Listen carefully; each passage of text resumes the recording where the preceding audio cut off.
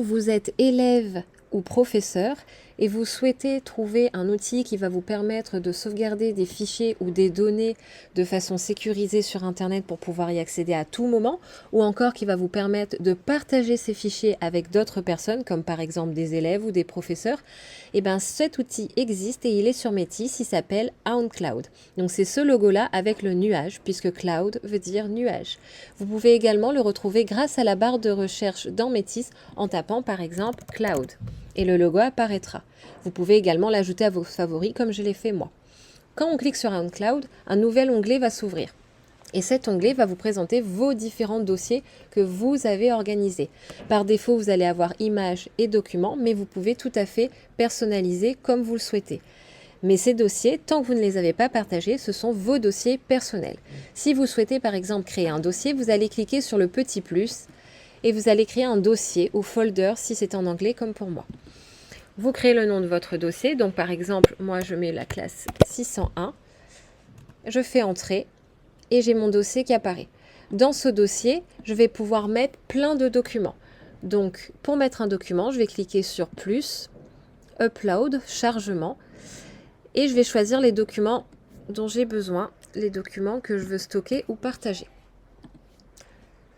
Et ils apparaissent au fur et à mesure. Je peux les partager individuellement. Je vais donc choisir le document que j'ai envie de partager, donc par exemple celui-ci, et cliquer sur le bouton partager. Deux possibilités, soit les personnes sont à l'intérieur de l'établissement, que ce soit des élèves ou des professeurs, et à ce moment-là je peux mettre leur nom, et une fois que le nom sera mis, ils auront directement accès au document. Ou bien, et moi c'est ce que je conseille de faire, j'utilise ce bouton pour partager un lien. Vachement plus pratique dans le sens où si vous ne connaissez pas le prénom et le nom du professeur par exemple, et bien à ce moment-là, vous avez juste à lui envoyer le lien par Pronote ou messagerie pédagogique.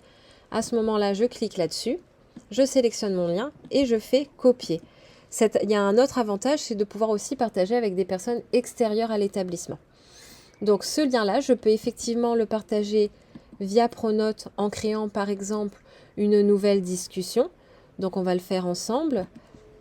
Voilà.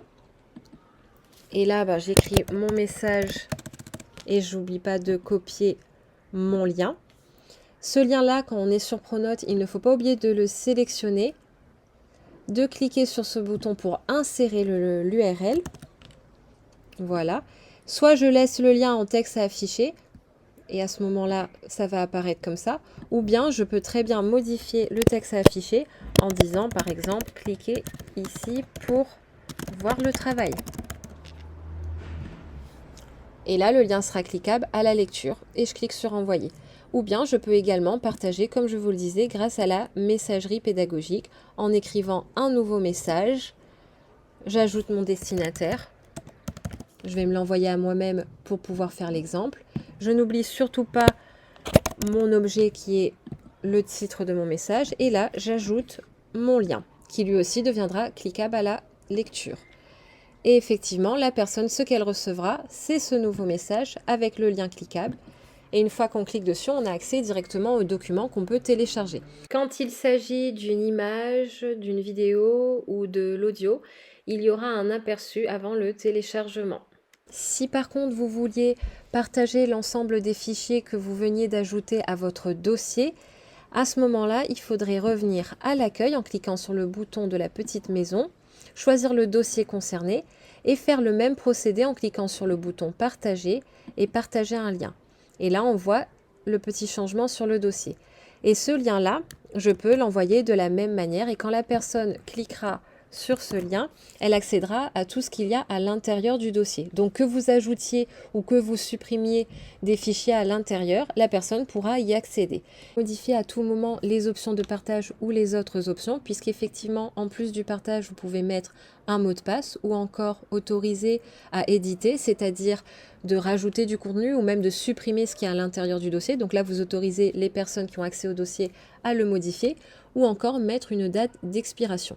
Et comme je vous disais, si jamais vous ne voulez plus partager, vous avez juste à décocher cette option, elle va disparaître et les personnes n'auront plus accès à votre dossier. Donc voilà, vous savez tout maintenant pour sauvegarder des fichiers ou bien encore les partager. N'hésitez pas à me suivre pour d'autres astuces et moi en attendant, je vous dis à très bientôt.